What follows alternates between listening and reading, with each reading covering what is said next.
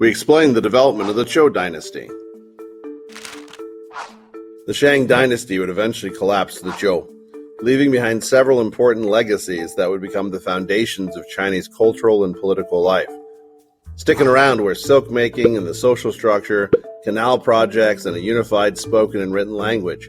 Also art and a peasant-based army, and state-controlled cultural gatherings. The Shang also left behind an important spiritual contribution that had developed toward the end of their rule. There was a strong belief among the people that the ancestors and surrounding spirits could guide future destinies. So it was determined that an interpreter could understand the future by communicating with these spirits through oracle bones.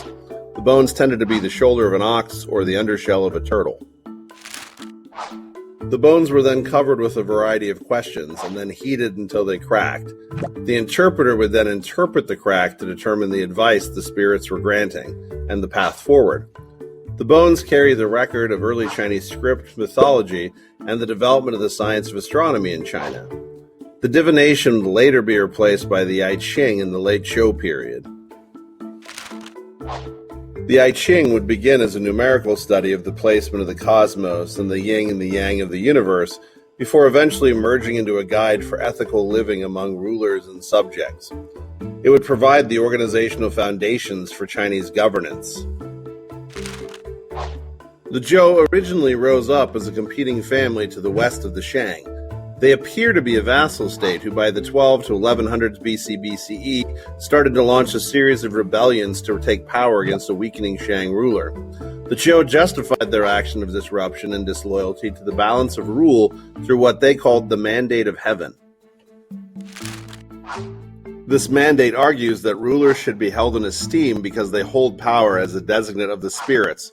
Until that time that the ruler acts unworthy of their position, then it is the right of the new designate to overthrow their power. It's been said in several sources that once the Shang king Di Jin married his consort Da Ji, he became cruel.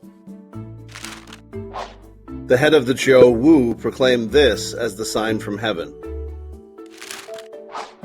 So in 1046 BCE, the two sides met at the Battle of Mu, which ended with the Zhou capturing the Shang capital of Yin, ending the Shang dynasty. The Zhou claimed proof of the mandate. Those who supported them in their rebellion were rewarded with feudal lands in return for soldiering and tax payments. This increased the power of the central state. As stated before, the Zhou maintained the culturally unifying practice of the Shang, like having a universal Mandarin language, recording oral stories into writing, and expansion of river projects. However, they did make some changes.